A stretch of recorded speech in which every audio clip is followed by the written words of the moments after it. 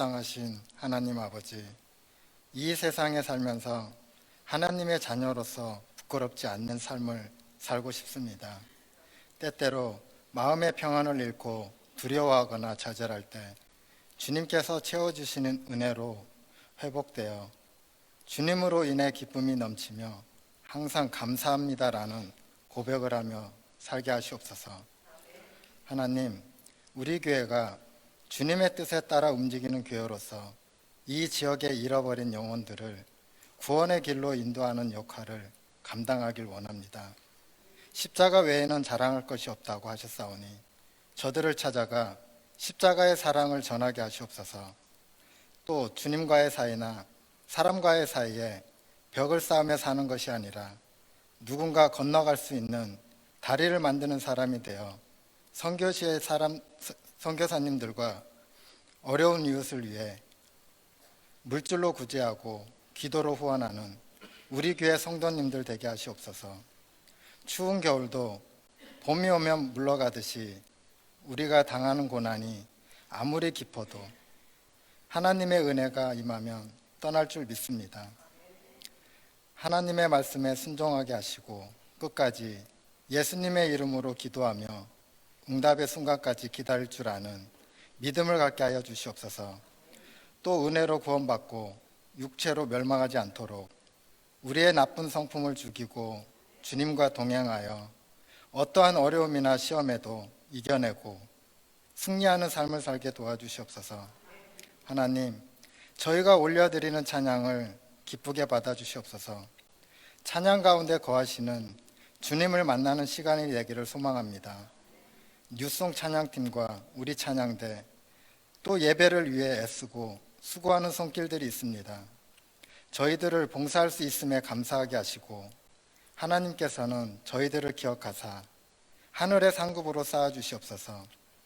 우리 교회 사역자님들과 그 가정을 축복하여 주시옵소서. 하나님께서 주신 사명대로 살게 도와주시며 연약하고 부족한 부분은 주님께서 넘치도록 채워주시옵소서.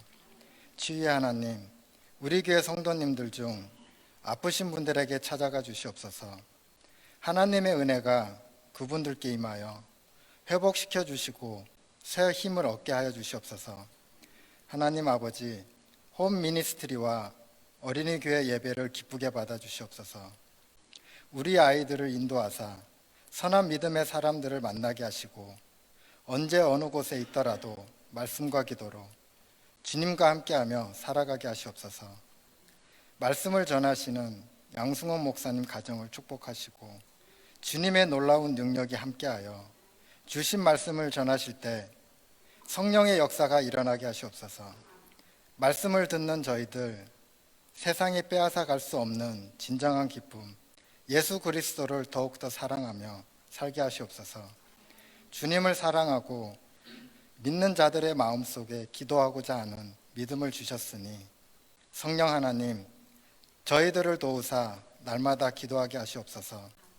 오늘 드려지는 모든 예배가 주님께서 기뻐하시는 예배가 될 줄 믿사오며 살아계시며 다시 오실 예수님의 이름으로 기도드립니다. 요한복음 16장 23절에서 31절 말씀, 주님 어디로 가십니까? 우리 같이 교독합니다. 그날에는 너희가 아무것도 내게 묻지 아니하리라. 내가 진실로 진실로 너희에게 이르노니 너희가 무엇인지 아버지께 구하는 것을 내 이름으로 주시리라.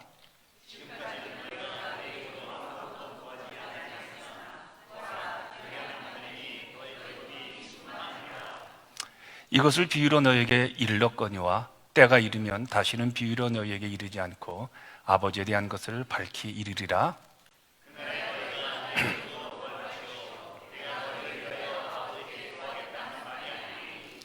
이는 너희가 나를 사랑하고 또 내가 아버지 하나님께로부터 온 줄 믿었으므로 아버지께서 친히 너희를 사랑하심이라.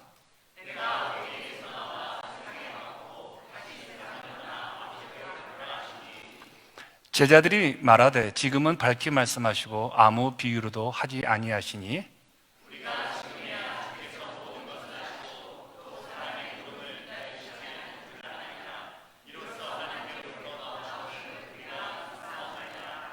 예수께서 대답하시되 이제는 너희가 믿느냐? 아멘.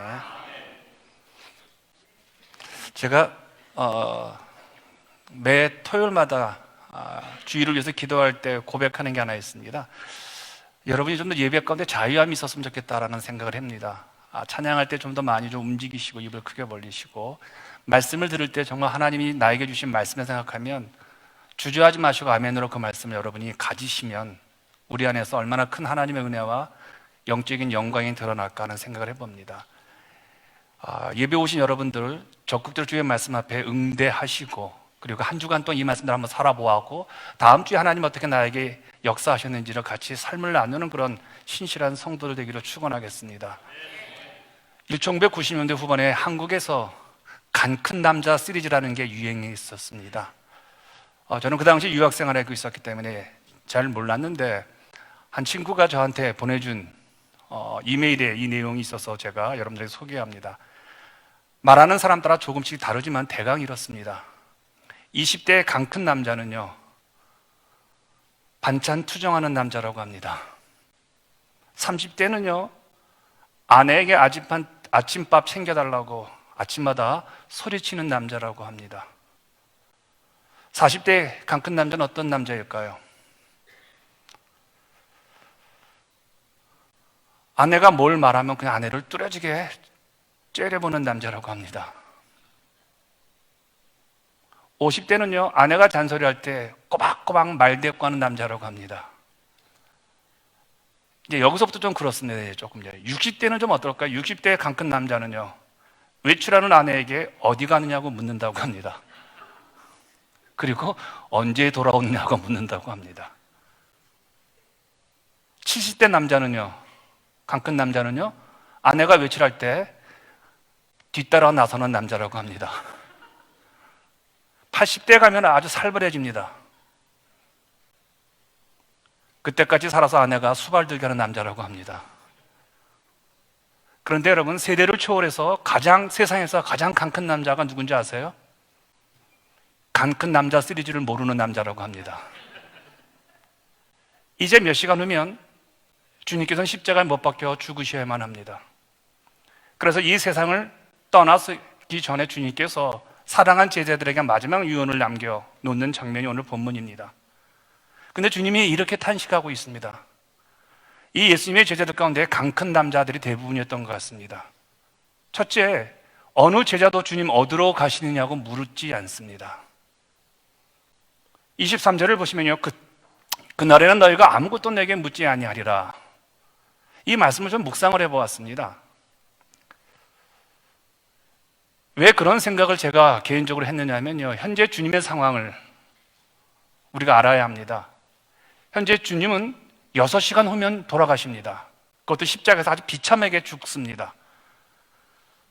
그렇다면 당연히 이 질문을 제자들은 스승 예수님께 던지셔야 합니다. 이 땅에 육신을 입고 오셨던 우리 주님께서 왜 하나님께로 다시 돌아가셔야 합니까? 왜 편안히 돌아가시지 않고 십자가의 고난, 온몸이 찢기시는 그 십자가의 죽음을 통해서 왜 우리 주님은 돌아가셔야 합니까? 이 질문을 묻고 이 질문의 답은 가지고 있어야 세상에서 승리할 수 있게 되어지죠. 여러분, 예수님이 하나님의 계신 곳으로 돌아가시는 것은요, 영원한 생명, 영원한 천국을 우리에게 주시기 위함이었습니다. 이것은 신자들이 반드시 알아야 할 복음의 핵심 내용입니다. 그리스도의 십자가의 죽음과 그리스도의 부활이 예수님 어디 가십니까? 라는 질문에 담겨 있고 거기에서 답을 얻으셔야 한다는 겁니다. 그런데 불행히도 제자 중 그 누구도 이렇게 묻는 자가 없었습니다. 주님 어디로 가십니까? 주님께서 그동안 몇 차례나 십자가에 못 박혀 돌아가실 것을 예고하셨음에도 불구하고 누구 하나 주님께서 왜 피를 흘리시고 살을 찢기셔야 하는지 알고자 하는 제자가 없었다는 겁니다. 그러니 당연히 십자가에서 우리 예수께서 돌아가시고 하나님 아버지께로 가시는 그 길을 묻는 자가 하나도 없었던 것이죠. 그래서 주님께서는 탄식하고 있습니다. 이게 왜 그렇게 중요합니까, 목사님? 묻는 게 뭐가 그렇게 중요하다고? 예, 아주 중요합니다. 왜냐하면 주님께서 어디로 가시는지 묻지 않는 신자란 자기 자신이 지금 어디에 서 있는지 어디로 가고 있는지 내 자신에게 묻지 않고 신앙생활하고 묻지 않고 이 땅을 살아가기 때문에 그렇습니다. 보세요. 지금 예수님이 가시는 그 길은 우리가 가야 할 구원의 길입니다. 그 길은 천국의 길입니다. 그러게 반드시 모래야 합니다. 그래야 우리도 그 길을 갈 수 있잖아요. 그래야 우리도 천국의 소망을 매일같이 품고 살아갈 수 있잖아요. 그런데 주님께 아무도 묻지 않는 것은요, 십자가 위에서 찢어지고 흘리신 주의 살과 피를 통한 그 새 생명이 나에게 어떤 의미가 있는지를 모르기 때문에 묻지 않는다는 겁니다. 그러자 어떤 일이 벌어졌습니까?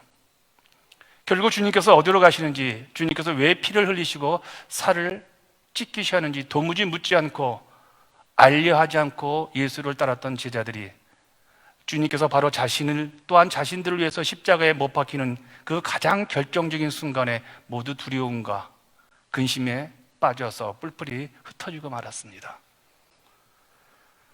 여러분 생각해 보시길 바랍니다. 제자들이 자신의 스승 예수가 어떤 분인지 모르는데 어떻게 예수의 고난에 동참할 수 있습니까? 그가 소속되는 교회가 얼마나 영광스러운 교회인지를 모르는데 어떻게 교회 봉사할 수 있겠냐는 거예요. 어떻게 하나님께 헌신할 수 있겠냐는 거죠. 끝까지 자리를 지킬 수가 있겠냐는 거죠. 의미가 없는데, 의미를 모르는데, 예수인 믿는 자의 그런 어떤 의미가 무엇인지 모르는데 어떻게 우리가 기도할 수 있고 말씀할 수 있겠냐는 거죠. 제가 MDB를 소위 말하는 석사입니다. 한국의 합동신학원이라는 아주 좋은 신학교를 제가 공부를 했습니다. 그 학교는 이제 한국 교회를 개혁한다는 입장에서 신학교를 세운 곳인데, 보통 이제 그 학교를 나오면 대부분이 선교사로 나갑니다. 굉장히 탁월한 선교사들이 참 많죠. 위클리프 바이블 번역하는 선교사들. 그래서 제 주변에 제 MDB 동문들은 다 선교사들 출신이 3분의 2가 되어집니다. 근데 그곳에서 파송받은 선교사로부터 들은 얘기입니다. GMF라고요. GMF 소속의 한 선교사님이 코소보죠. 코소보는 지금 유럽의 모슬렘이 아주 판을 치는 그런 지역이죠. 예전에 막 살인 사건도 기독교인들이 총 쏴 죽이고 산에서 이렇게 지나가는 이렇게 모자 쓴 분들 있잖아요. 그거 모슬렘 쏴 죽이고 이런 아주 굉장히 험악한 곳으로 선교를 가셨습니다. 안식년을 맞아서 한국으로 이제 돌아가 1년의 휴식이 취해주기로 결정해 나서 이 선교사님 가족이 한국에 돌아가기 전 마지막으로 코소보에서 우리 가족 소풍 가자 그래가지고 몇 년 만에 정말 좋은 장소를 가서 물놀이를 하고 있었다고 합니다. 온 가족이 모여 즐거운 시간을 보내느라고 했는데 고등학교에 다니던 딸이 급류에 휘말렸습니다. 수영을 하지 못하는 딸이 급류에 휘말리면서 아빠를 불렀다고 합니다. 얼마나 애절하게 아빠를 불렀겠습니까? 선교사는 평소에 수영에 자신이 있었기 때문에 급히 물로 뛰어들어갔습니다. 그런데 선교사님의 발이 그 물속에 발등으로 떨어져가지고 발이 꺾여버리고 맙니다. 부러지고 말았습니다. 그리고 부러져서 빠져나오면 좋은데 그 바위가 그 부러진 다리를 붙잡고 있는 것이었습니다. 꼼짝달 수가 할 수가 없었습니다. 그 선교사님은 꼼짝달 수 없는 상태에서 자기 앞에 딸이 물에 휩쓸려가면서 죽어가는 상황을 눈으로 몇 분간 보고 있었습니다. 여러분 생각을 한번 해보시길 바랍니다. 아무도 안 거래하는 그 코소보, 거기서 십수년간 목숨을 걸고 선교의 사명을 감당한 분이 이 가족입니다. 아버지의 콜링에, 아버지의 선교사역에 도움되느라 반항 한 번 안 하고 묵묵히 따라주는 순종의 가족들에게 왜 이런 일이 생겨야 할까요? 이런 순간에는 좀 하나님이 기적적으로 살려내시는 것이 좀 드라마틱하지 않습니까? 그래야 그 선교사님도 한국에 가서 간증하지 않습니까? 내 딸이 죽는 순간에 갑자기 시냇물이 갈라져가지고 내 딸이 걸어 나왔습니다라는 얘기들이요.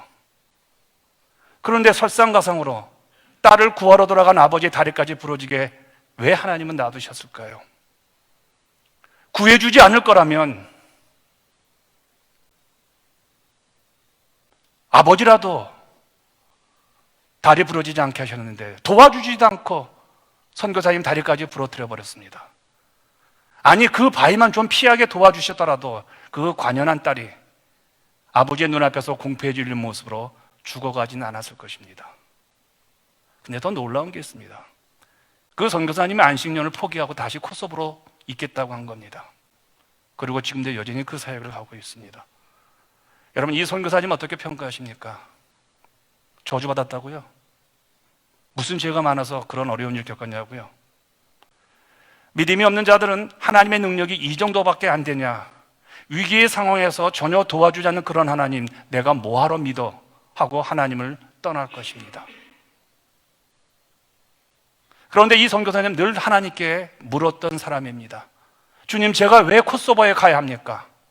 주님, 제가 왜 그곳에서 언어도 통하지 않는 그들에게, 모슬렘 교도들에게 복음을 전해야 합니까?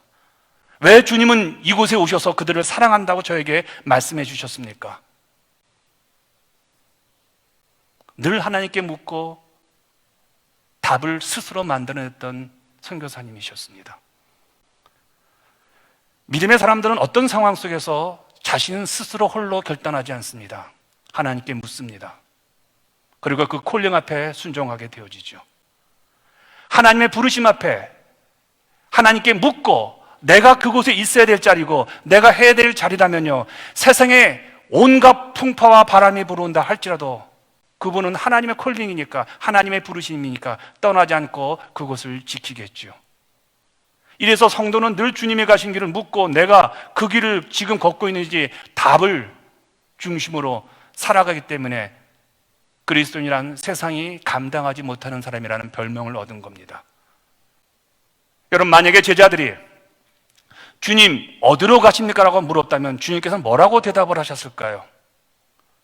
너를 위해 하나님 보좌 우편에 가셔서 너의 연약함과 너의 안타까움과 너의 아픔과 너의 슬픔과 너의 고통을 내가 아버지께 중보하러 올라간다.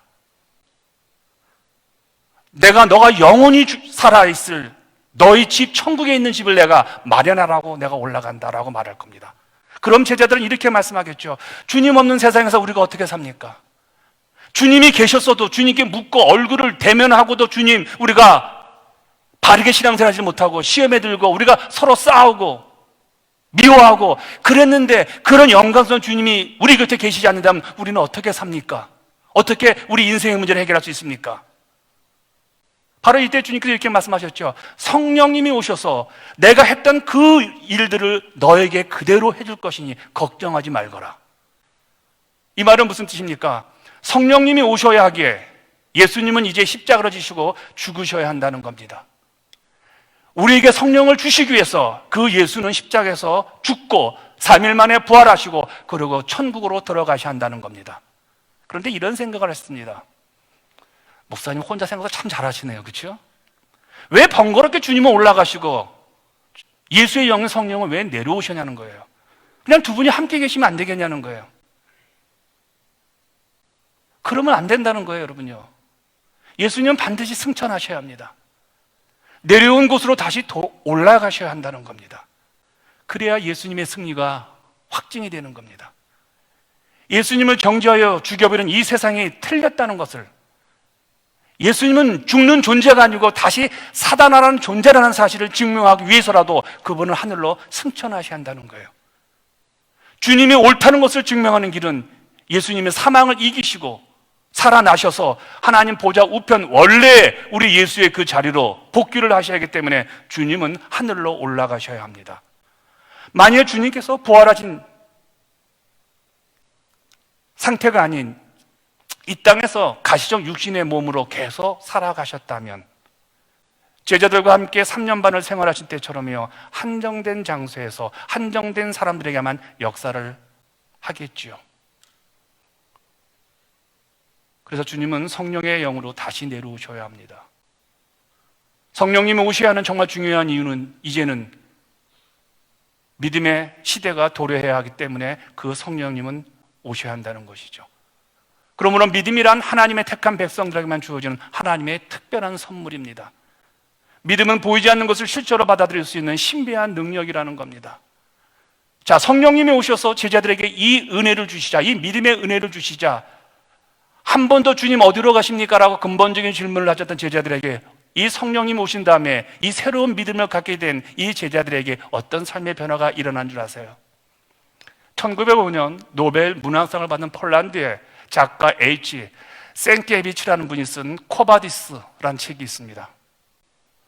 이 책에는 예수님이 왜 하늘로 올라가시는지를 몰랐던 제자들이 이제 깨닫고 복음을 전하다가 주님처럼 죽는 이야기들이 소개된 책입니다. 기독교에 대한 로마 네로 황제의 핍박이 극에 달했을 때 많은 로마에 있는 기독교인들이 사도 베드로에게 이렇게 말합니다. 선생님은 살아나셔야 합니다. 우리가 대신 죽을 텐데, 우리가 선생님 대신 죽을 테니 선생님은 나가셔서 온 세계 각지에 복음을 증거하셔야 합니다라고 이야기를 합니다. 그래서 베드로는 불에 타고 네로 황제의 핍박에 피해서 조심스럽게 그 로마 시내를 벗어나기 시작합니다. 그래서 거의 로마를 벗어나고 있는 시절에 갑자기 주께서 로마 시내로 들어오는 겁니다. 뜻밖에도 베드로 사도는 로마로 나가고 로마 밖으로 나가고 예수 그리스도께서는 로마 시내 안으로 들어오는 겁니다. 이것은 작가가 지어낸 이야기가 아닙니다. 이건 외경이 전하고 있는 내용입니다. 외경이란 정경인 이 성경 속에 들어가지 못하는 성경과 관련된 아주 중요한 기독교 역사를 전해주는 문서입니다. 그 외경 베드로 행전에는요, 그때 베드로가 오늘 본문에서는 주님 어디로 가십니까? 묻지 않았는데 이 코바디스가 소개한 그 베드로 행전에서는 베드로가 주님께 이렇게 물었다고 합니다. 도미네 코바디스, 주님 어디로 가십니까? 주께서 이렇게 대답하셨다고 합니다. 나는 십자가에 다시 못 박히기 위하여 로마로 가노라. 주께서는 결코 베드로에게 내가 로마로 다시 들어가라고 권면하지 않았습니다. 그런데 베드로가 대신 들어갑니다. 도미네 코바디스. 이걸 물은 베드로가 망설임 없이 죽음의 도시 로마로 되돌아갔고 거기서 주저도 없이 망설임 없이 십자가에서 돌아가셨습니다. 이것이 어떻게 가능한 이야기가 될 수 있을까요? 주님 어디로 가십니까? 라고 십자가 사건이 일어나기 6시간 전에는 아무런 소리 묻지 않던 베드로가 드디어 주님께 질문하기 시작합니다. 여러분, 주님을 향한 이 질문, 도미네 코바디스, 주님 어디로 가십니까? 라는 질문은요, 주님으로부터 새 생명을 얻은 나는 주께서 십자가에서 죽으시면서 우리를 위해서 모든 피와 물을 다 쏟으신 그 주의 사랑을 받은 나는 오늘 어디를 가고 있을까? 하나님의 은혜를 입은 나는 오늘 무엇을 하면서 살아가고 있을까? 하나님의 사랑을 입은 나는 오늘 인생의 목적이 무엇일까? 하나님의 은혜를 입은 나는 오늘 이 예배에서 누구를 만나야 할까? 자신에 대한 질문이고 자신에 대한 답을 얻어가는 과정입니다. 그렇다면 여러분, 우리 주께서 주님 어디로 가십니까? 라고 물을 때 주님이 이렇게 대답하셨죠. 나는 지금 십자가에 못 박기 위해 다시 로마로 간다는 이 주님의 대답을 들은 베드로는 이렇게 생각했을 것입니다. 나는 지금 주님의 살과 피를 먹고 마신 자로서 주님은 이렇게 가라 하는데 나는 정반대의 길을 가고 있구나. 그 답을 얻은 겁니다.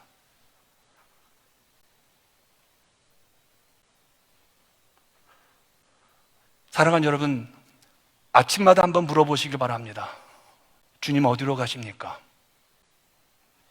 이 질문을 날마다 되새기며 사느냐 아니냐에 따라서 우리는 십자가를 등진 도망자가 될 수 있고, 날마다 힘겹지만, 날마다 고통스럽지만, 날마다 힘에 버겁지만 내 등에 주님의 십자가를 짊어지고 살아가는 참된 그리스도인이 될 수 있다는 겁니다. 저는 우리 교우들에게 과감하게 권면하고 싶습니다.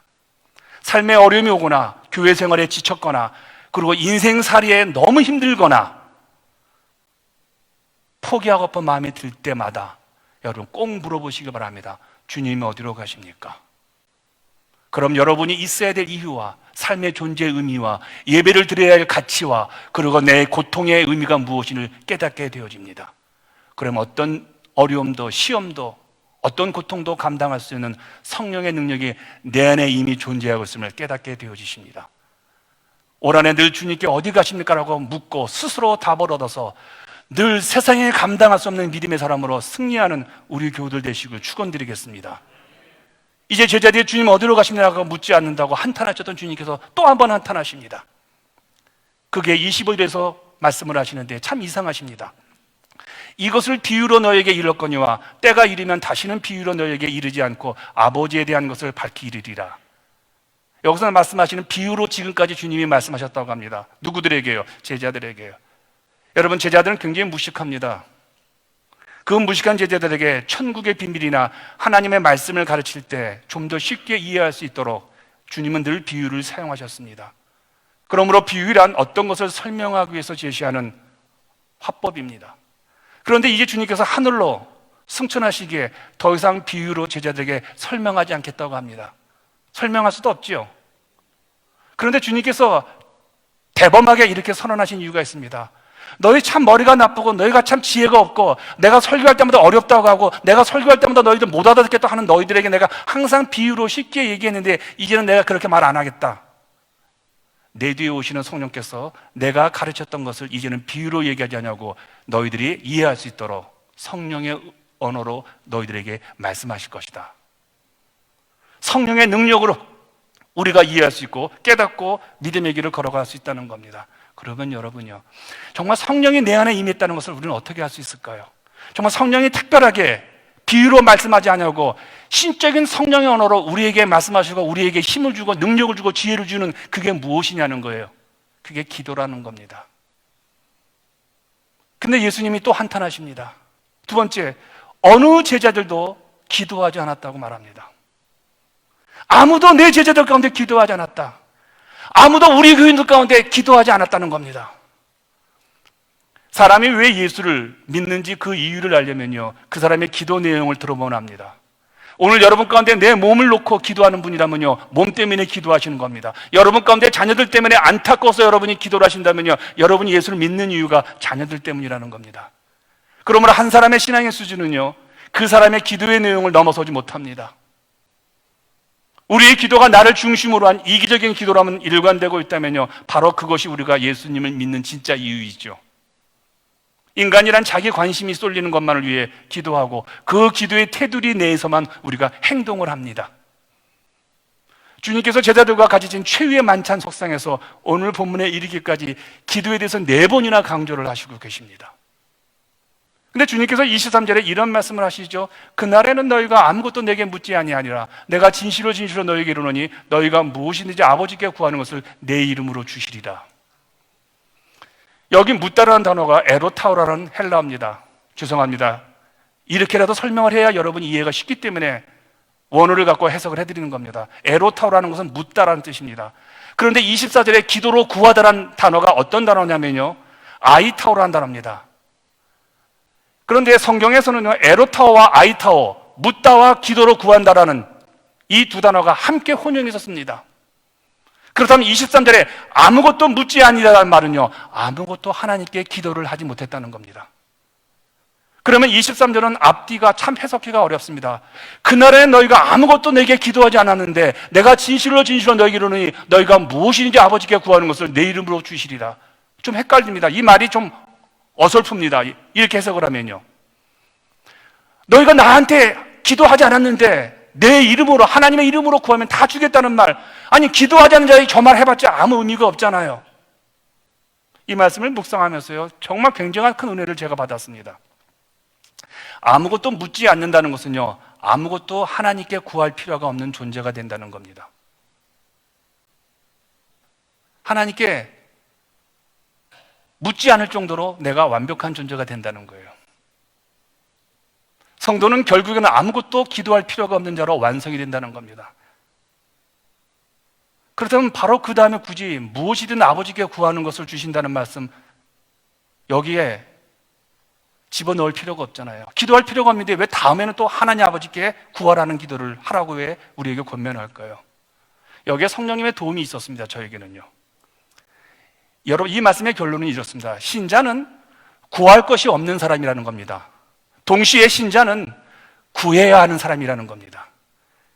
우리는 구할 것이 없는 사람입니다. 그런데 동시에 우리는 구해야 된다는 거예요. 이게 26절 말씀을 보시면 합니다. 그날에 너희가 내 이름으로 구할 것이요 내가 너희를 위하여 아버지께 구하겠다는 말이 아니니라는 말입니다. 쉽게 해석을 해드리겠습니다. 이제까지는 내가 너희를 위하여 하나님께 모든 것을 구해 주었지만 앞으로는 너희가 직접 하나님께 기도해야 한다. 지금까지 너희는 필요한 건 내가 다 줬다. 먹는 거 다 줬다. 그런데 이제 너희가 기도를 해야 된다는 거예요. 아니, 필요한 거 다 얻었는데 왜 기도를 해요? 오늘 내가 500불이 필요한 겁니다. 근데 하나님은 500불 한테 주셨어. 내가 기도하지 않았는데. 오늘 내가 신발이 빵꾸가 났는데 하나님 신발을 주셨어요. 오늘 내가 먹을 것이 필요한데 하나님 먹을 걸 주셨어요. 오늘 내 아들이 어디를 가야 하는데 가스값을 하나님 주셨어요. 오늘 내 아들에게 차가 필요한데 하나님 차를 주셨어요. 그런데 뭘 기도를 해요? 다 주셨는데. 나의 필요를 미리 하시고 모든 것을 예비하시고 책임져 주신다고 하시는데 기도에 까닭이 없는데 왜 하나님은 기도하라고 합니까? 그 답이 27절입니다.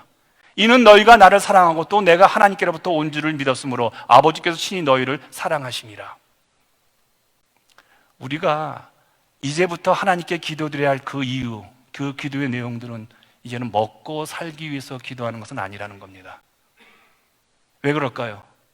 그런 것들은 다 하나님이 책임져 주신다는 거예요. 그럼 우리가 왜 또 기도를 합니까? 뭘 위해서 기도해야 될까요? 하나님께서 우리를 사랑하시기 때문에 그분의 사랑을 입은 우리가 하나님의 사랑에 입각해서 하나님의 수준에 맞는 삶을 살아가기 위해서 그 문제를 놓고 기도하라는 거예요. 이게 도대체 무슨 의미일까요? 좀 더 깊이 제가 추적해 드릴게요. 마태복음 6장 31절과 32절을 보시기 바랍니다. 함께 읽겠습니다. 시작. 그러므로 염려하여 이르기를 무엇을 먹을까 무엇을 마실까 무엇을 입을까 하지 말라. 이는 다 이방인들이 구하는 것이라. 너희 하늘 아버지께서 이 모든 것이 너희에게 있어야 할 줄을 아시느니라. 성도는 입을 것 먹을 것 마실 것 등의 이 세상 필요를 구하지 말라고 합니다. 이 말씀대로 하면 신자는 이미 분명 먹을 것, 마실 것, 입을 것, 이 모든 것들, 세상을 살아가는데 필요한 충분 필요 모든 것들을 하나님께서 해결해 주셨다는 겁니다. 해결해 주셨는데 이거를 왜 구해야 하느냐는 거예요. 이 모든 것들이 우리에게 있어야 할 줄을 주님이 아시기 때문에 다 주셨다는 거예요. 하나님은 우리의 필요대로 주실 것이기 때문에 구할 필요가 없다는 거예요. 이 말씀 안 믿어지시죠? 성경이 분명히 이렇게 쓰였는데 많은 분들이 그렇게 말해요. 못 받아들이겠어요, 목사님. 왜냐하면 우리들이 원하는 것은 세상이잖아요. 세상 것만큼은 넘치도록 받고 싶어 하잖아요. 이게 인간의 욕심이죠. 우리 중에 어떤 사람이 세상의 것을 적게 달라고 기도하겠습니까? 우리의 관심이 세상인데요. 누가 세상에 적은 것을 위해서 기도하냐는 거예요. 만약에 하나님께서 여러분의 기도를 모두 응답하시어 각자에게 그 구하는 것을 다 주신다면 세상의 모든 질서는 무너지고 세상의 모든 죄와들은 불균형 상태에 빠질 겁니다. 그래서 세상 것은 하나님의 필요대로 주셔야 합니다. 우리의 필요대로 주시면 세상 무너집니다. 따라서 우리는 우리의 필요를 애써 구할 필요가 없다는 겁니다. 하나님이 알아서 주신다는 의미는 바로 그런 의미입니다. 그래서 이 세상의 필요를 위해 아무 기도도 하지 말라고 말씀하신 예수님께서 근데 그 다음 구절에서 이렇게 말합니다. 마태복음 6장 33, 34절입니다. 함께 읽겠습니다. 시작. 그런즉 너희는 먼저 그의 나라와 그의 의를 구하라. 그리하면 이 모든 것을 너희에게 더하시리라. 그러므로 내일 일을 위하여 염려하지 말라. 내일 일은 내일이 염려할 것이요 한날의 괴로움은 그날의 족하니라. 그래서 무엇을 구하라는 겁니까? 이제 하나님의 나라와 의, 그러니까 하나님의 통치에 순종하는 자로 성수시켜달라고 구하라는 겁니다. 우리가 보고 기도하지 말라고 그러고 다시 기도하라는 얘기는요, 기도하지 말라는 것은 이미 하나님이 다 알아서 주시는 거니까 그 알아서 주시는 것을 위해서는 기도하지 말고 이제는 우리의 믿음을 놓고 기도하라는 거예요. 신자는 구할 것이 없는 존재인데 또한 신자는 구할 것이 있는 존재라는 그 말은 바로 이런 의미라는 겁니다. 2주 전 토요 목자 모임에서 제가 우리 목자들에게 제가 오늘 죽으면 당장 천국 가고 싶은 사람들, 주님이 재림이 내일 말고 오늘 재림하셨으면 좋겠다고 그래서 빨리빨리 천국에 가고 싶은 사람 손 들어보세요 그랬더니 두 분 남겨놓고 다 손 들었어요. 내가 놀랬어요. 아니 이분들은 개인적으로는 굉장한 감동이었습니다. 아, 우리 목자들 수준이 이 정도구나. 저는 사실은 여러분들이 다 잘 되는 거 보고 제가 마지막으로 죽고 싶어요. 저는 우리 민지 시집 가는 거 보고 죽고 싶어요. 저는 우리 헬렌 쌤 장가 가는 거 보고 죽고 싶은 거야. 근데 이분들은 나이가 저보다 어린 분도 있는데 손 번쩍 들어요. 여러분, 끔찍한 사고에서 구사일승으로 살아남으신 분들의 간증을 들을 때 감동이 오죠. 어떻게 저분은 거기서 살아남았을까? 수많은 사람 죽은 현장에 살아남은 사람들에 대해서 간증하고 하나님의 찬양하고 이 모습 보면요, 우리는 감동을 받습니다. 아, 저분이 하나님 사랑 더 받은 것 같고, 그 구사일생으로 버스가 터졌는데 그 와중에서 자기는 살아남았다는 겁니다. 그런데 살아난 것만을 자랑하는 것은 자신의 간증이 천국보다 이 세상이 더 좋다는 것과 죽은 자는 불쌍하다는 생각으로 말하는 거 아닐까요? 천국이 좋다면요, 살아남은 거에 대해서 간증하면 안 되잖아요. 정말 천국을 믿는 자라면요, 그 사고 현장에서 죽은 자들 가운데 주님을 믿던 자들은 바로 그날 영광스러운 천국에 입성한 것이잖아요. 그 배가 함몰할 때 구사에 쓰며 살아남은 자들을 간증하는 것이 아니라 그 구사에는 구원받지 못했지만 그 물의 수장이 되었지만 내가 그렇게 소망하는 천국에 들어갔잖아요. 병으로 죽든 사고로 죽든 우리의 유일한 희망과 우리의 마지막 소망은 무엇입니까? 저 찬란한 영광의 천국을 가는 것이잖아요. 그런데 우리는 어떻습니까? 그곳에 살아남은 것을 자랑하잖아요. 차 사고로 구원받았습니다. 만약에 그가 사고로 구원받았다면요, 그는 인생이 바뀌어야 되잖아요. 내 모든 것을 하나님께 드리잖아요. 천국에 가야 되는데 하나님 살려주셨다면 이 땅에서 무언가 하라고 하신 주님의 사명이 있잖아요. 그럼 달라지셔야 되잖아요. 목사님, 제가 교통사고 구원받았습니다. 할렐루야. 그거 아니잖아요. 목사님, 제가 암으로 구원받았습니다. 아니, 암으로 천국 가면 나 행복하잖아요. 나보다 빨리 갔으니까 나보다 더 먼저 천국에서 하나님과 누리잖아. 이거 얼마나 행복한 일입니까? 근데 우리는 어떻습니까? 교통사고로 죽은 사람은 불쌍한 사람이고 살아난 사람은 행복하다고 합니다. 여러분, 제 생각이 틀려먹었습니까? 나에게 이 땅에서 살아 있도록 남겨놓으신 하나님의 뜻을 안다면 우리의 기도의 내용은 달라지겠죠. 이런 깨달음의 은혜를 얻자 제가 24절의 말씀이 해석이 되어버렸습니다. 지금까지는 너희가 내 이름으로 아무것도 구하지 아니하였으나 구하라, 그리하면 받으리니 너희 기쁨이 충만하리라. 이 말씀을 문자 그대로 해석하면 이렇습니다. 지금까지 제자들이 기도를 하지 않았는데 이제는 기도를 하라는 의미가 됩니다. 그런데 여러분, 제자들 기도 안 했습니까? 기도했어요. 예수님께 뭐라고 말하냐면, 예수님, 하나님 나라가 임하면 저 영의전 시켜주세요. 저 우의전 시켜주세요. 저 좌의전 시켜주세요. 하나님, 저에게 이런 거 이거 주세요. 기도 안 했습니까? 했어요. 근데 주님 뭐라고 말하냐면, 너희도 기도하지 않았다는 얘기예요. 아무것도 구하지 않았대, 하나님께. 이 사람들 구했어요, 제자들이요. 베드로가 뭐라고 했습니까? 나는 수제자로서 권세를 누려보고 싶다. 왜 안 구했어요? 다 구했지요. 그리고 이렇게 말씀하세요. 이제부터 구하라. 그리하면 받으리니 너희 기쁨이 충만하리라. 지금껏 내 이름으로 구하지 않았다는 것은요, 여러분, 예수님의 뜻과 일치된 기도를 하지 않았다는 거예요. 여러분, 예수님의 이름으로 기도한다는 것은요, 예수님의 뜻과 일치된 기도를 의미하죠. 그런데 제자들은 예수님의 죽으심을 이해하지 못했기 때문에 구원의 확신이 없었기에 항상 예수님 믿는 것이 육신의 건강, 육신의 행복, 이 땅에서 다른 사람보다 더 잘 먹고 잘 사는 것만이 예수 믿는 특별한 축복이라고만 생각했던 것입니다. 그러니 예수님을 알지 못하는 제자들이 예수님의 뜻과 일치된 기도를 할 수 없는 것은 당연한 거 아니겠어요? 이런 의미에서 내 이름으로 전혀 구하지 않았다는 뜻입니다.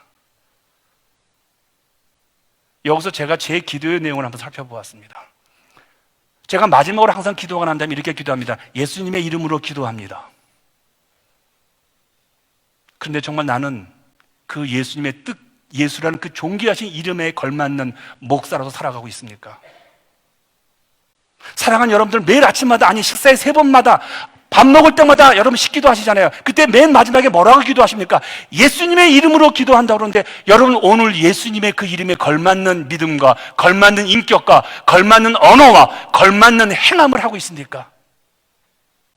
여러분 이렇게 해석을 하니까요, 정신이 번쩍 들었어요.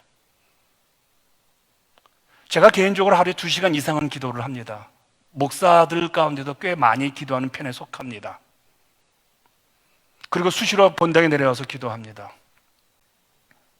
근데 이 설교를 준비하면서요, 내가 평생에 기도를 참 부지런히 많이 했는데 정작 예수님 앞에서는 너는 내 이름으로 아무것도 구하지 않았다는 말을 얼마든지 내가 들을 수 있겠구나.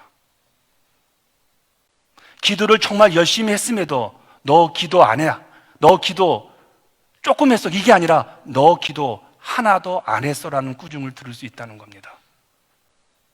그렇다면 여러분, 이제 저는 제 자신의 기도와 내용이 바뀌어야 한다는 것을 깨닫습니다. 왜냐하면 신자는 성령으로 인해서 새로운 세계를 살아가는 사람들입니다. 하물며 한 나라에서 한 나라에 바뀌어도 태도와 자세와 언어가 바뀝니다. 한국에 살던 제가 미국으로 이민 와가지고 여기서 영어를 배우고 여기서 미국 습관을 배우고 미국 사람들과 함께 교제를 배우고 에티켓을 배우고 질서를 배웁니다. 한낱 물리적인 나라를 옮기는 과정도 그런데 여러분, 이 땅에서 하나님의 거룩한 나라로, 하나님의 주인 되신 나라로, 하나님의 영광의 나라로 우리가 옮겼다면 우리는 지금 우리가 그 나라에 맞는 삶의 수준과 그 나라에 맞는 삶의 태도와 언어를 가지고 있느냐를 여러분이 기도로 고백을 해야 합니다. 하나님, 제가 지금 예수님 맞게끔 살고 있습니까? 하나님께서 몸된 교회에 나를 교회 멤버로, 목사로, 권사로, 집사로, 섬김이로 이 교회 성도로 나를 불러주셨는데 내가 그렇게 거룩한 주님의 몸인 교회에 걸맞는 삶을 살아가고 있습니까? 여러분 어떠세요? 새로운 세계에서 구할 것이 우리에게 얼마나 많습니까? 그런데 우리는 아직도 이 땅의 것을 구하고 있지 않습니까? 여러분, 우리는 하나님 앞에서 내 자신이 얼마나 연약한 존재인가를 고백하는 그 기회가 기도입니다. 내 믿음이 얼마나 너무나 연약함을 알기에 내 믿음의 문제를 두고 기도하지 않을 수가 없죠. 여러분, 세상 욕심을 가진 내가, 세상에 있는 것들을 내가 포기하지 못하는 내가 예수님의 십자가를 따라가는 것이 얼마나 힘든 것이라 하는데 우리가 어떻게 기도의 내용이 안 바뀝니까? 때문에 여러분요, 나이가 들어가면서요, 사실 이게 기도가 좀 바뀌어야 되는데 우리가 안 바뀌죠. 여러분, 나이가 들어가면서 하나님의 나라에 근접한 분들은 이제 더 이상 육신에 대해서 기도하면 안 됩니다. 정말 신앙이 성장하시고 정말 우리에게 좋은 영향력을 미치시는 우리 주변에 간증하시는 그런 분들을 가만히 들어보세요. 그분들은 육신의 필요에 대해서 기도하는 것이 아니라 앞으로 가야 할, 그리고 이 땅에서 준비해야 될 내 영적인 모습을 두고 늘 안타까워하면서 살아가는 분들을 보세요. 때문에 육신에 대해서는 점점 기도할 필요가 없어지는데 영적인 문제에 대해서는 기도하지 않을 수가 없는 존재로 우리가 바뀌어지는 게 오늘 주님이 말씀하신 거예요. 제 말 이해하시겠습니까? 예수님 안에서 우리의 모습을 보기를 바랍니다. 그리고 예수님의 은혜 안에서 여러분의 인생의 어려움들을 보시기를 바랍니다. 건강의 문제, 자식의 문제, 비즈니스의 문제, 그리고 지금 벌어놓은 게 없는데 내가 은퇴하고 난 다음에 내 인생에 어떤 일이 벌어질까, 이 모든 것들을요, 모르겠습니다. 지금 제 아내가 지금 또 허선삼에게 부탁을 해서 지금 두 사모님이 한국에 있는 어떤 영화 제작사와 함께 지금 컨티뉴하게 좀 이야기하고 있는 게 있습니다. 교회 오빠라는 그런 다큐멘터리 드라마입니다. 그 다큐멘터리 드라마에서 참 너무나 안타깝습니다. 남편도 암이요, 아내도 암이요, 딸도 암이요, 온 가정이 다 질병, 정말 저주받았다고 할 정도로 나쁜 사람들 그렇게 말하잖아요. 근데 그분이 이렇게 말을 해요. 그렇게 얘기를 해요. 문제와 고통 앞에 쓰지 마시고 예수님 앞에 쓰십시오. 할렐루야. 여러분 제발 여러분 인생 가운데 불확실한 환난과 비바람 있습니다. 너무 말 못할 고민이 있습니다. 그런데 여러분요, 그 모든 문제 앞에 쓰지 마시고 털어버리시고 예수 앞에 홀로 서시는 여러분 되시길 바랍니다. 그럴 때 이 땅에서 세상과 나와 문제와 모든 건 사라지고 주님과 나만 남을 때 주께서 필요하다면 우리에게 복을 주시고 더 큰 위로와 능력을 주실 것입니다. 그렇게 능력 있게 2020년을 주님 앞에 서서 예수님의 이름으로 간절하게 구하는 영적인 여러분 모두가 되시기를 축원드리겠습니다. 같이 기도합니다. 전 여러분들이 오늘 설교를 듣고 좀 변화가 되었으면 좋겠습니다. 설교는 은혜 받으라고 끼치는 겁니다. 주님 어디로 가십니까? 한번 물어보십시오. 그럼 내가 지금 어디에 있는지 알게 되어집니다. 이제는 우리의 필요, 우리의 병든 육체, 우리의 병든 몸, 우리의 병든 마음 주께서 다 아십니다. 그렇다면 이미 그 문제는 이미 주님께서 해결해 놓으셨습니다. 이제는 우리의 기도가 바뀌셔야 합니다.